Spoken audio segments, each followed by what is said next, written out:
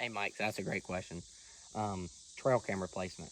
So we're back to the scrape that we set up last week. It's still the same day, but we're shooting double segments here. But trail camera placement is super important. So myself, Luke, a couple other buddies that I hunt with, we all like to hang our cameras high. One, to protect against other hunters who may not be so honest, and the other to keep out of eyesight of deer. A lot of people don't think about, you know, cameras affecting deer movement, but I've absolutely can attest to having a camera eye level, have a picture of a buck looking directly at a camera, and then I don't get another picture of that deer, right? Or I only get nighttime pictures of that deer. So obviously, if someone come in your house and started moving stuff around, you would probably notice something out of place. Deer the same way.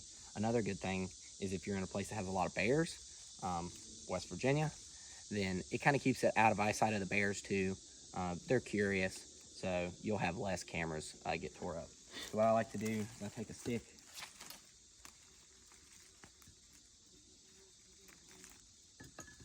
and typically I like it anywhere between 8 to 12 feet high, depending on the terrain.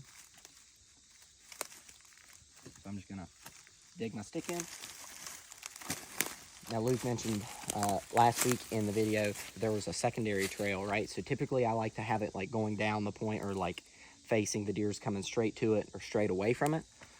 But in this aspect right here, we want to see if anything circles high, right? So we're going to kind of angle it up the hill for this certain instance, right? So I'm going to hang it about head high here, and it's going to kind of be off the main eyesight or travel corridor of the deer, and we're going to face it back up the hill, keep it away from bears, people, and deer.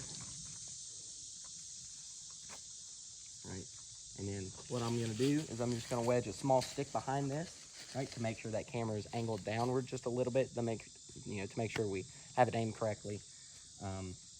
But yeah, super big fan of setting cameras up high.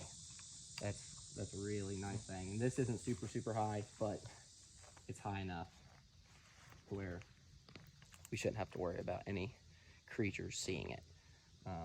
It's out of sight, out of mind of the deer. They walk by it, they don't even look, have no idea. So, and ideally, that's the plan. We don't want them to know that we're after them.